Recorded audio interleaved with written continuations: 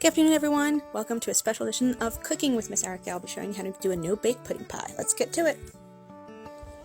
First step is to make the pudding as instructed on the back of the box. You can use any kind of pudding that you like, any flavor, and you can also use pre-made pudding if you prefer. And as instructions will vary and some need longer to set, make your pudding first and set it aside while you prepare your crust. Crust, I'm doing a food allergy friendly version, so I'm using these Enjoy Life graham cracker flavored cookies. I put about 6 or 7 in the bag to start with, because that's what fits in the Ziploc bag, but you might need more. With regular graham crackers, you might need about 18, depending on how big they are. But I just put what could fit in a Ziploc bag, and just take a rolling pin, and you could crush it with that. You could use a spoon to crush it. I've even seen people use the side of a teacup and just sort of roll it over the Ziploc bag until you have your crumbs. And you can easily adjust this depending on the size of the pan that you're working with. Next, I'm just going to take my melted butter. I did 6 tablespoons to start with. You might need more as you go along. Just put it in the microwave for about 30-second intervals until it gets all melty. Let it cool and be careful getting it out of the microwave. And then just combine it in a bowl until it becomes moist, like so. And then get your pie pan. Now, you would use probably a 9-inch one. For demo purposes, I'm using this bigger one. And so once you have that all combined, you're just going to start patting it into place, packing it firmly into your pan. Now, since my pan is a little bit bigger, I'm using a little bit more cookie crumbs. Just repeat the same thing, crushed them with the rolling pin, the Ziploc, add a little bit more melted butter, and then just adding it to fill it in. So I probably used a good dozen or so cookies for this. It will vary depending on the cookies that you're using, but it's easy enough to adjust. And just pack it firmly until it's all sort of combined and spread evenly. And there's no holes, like so.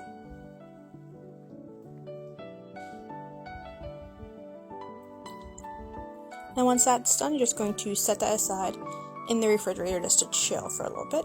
And when it's all done, it'll look something like this. It's all nice and combined. And then you're going to take your pudding that you already made. So for this step, you just want to take half the pudding mixture that you made as the first layer. So you're just going to put whatever pudding flavor that you made. Once it's all set, you're just going to spoon that and spread that as your first layer over your crust, over your chilled crust, until you've covered it all up.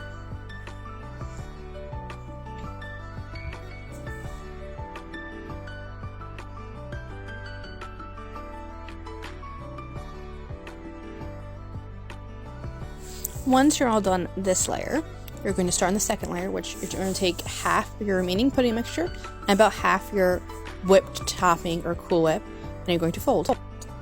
This is how you fold. You sort of just move the spoon from under to over instead of stirring it, because you don't want to beat the air out of the Cool Whip or whatever whipped topping you're using.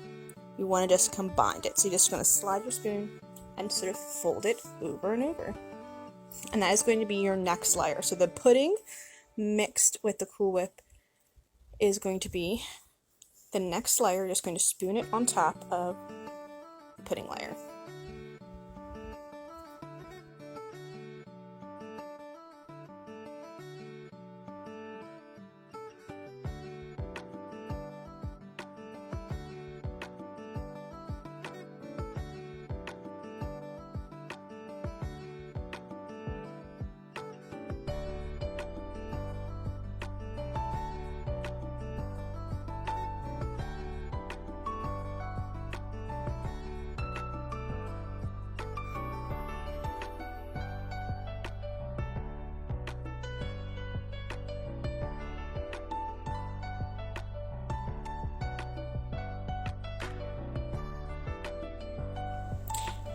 And then once you've finished that layer off like so, you're going to take the remaining half of your Cool Whip or whipped topping, and you're just going to top it off. Now you could just dollop it in the corners if you want like that, or you could spread it all on the top, I'm going to spread it all and make an even top coating of Cool Whip for the pie.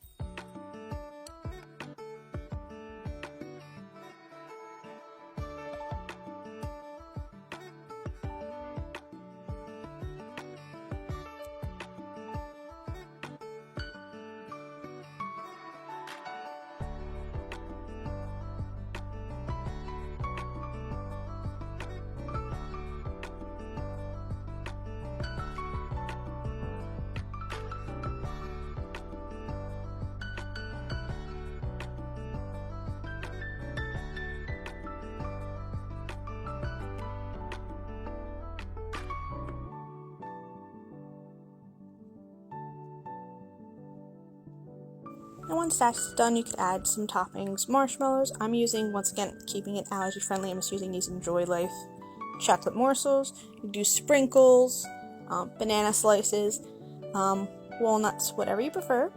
And that's how it'll look. And when you slice into it, something like this. But there you have it. A no-bake pudding pie perfect for the holidays. Enjoy, guys, and until next time, stay well.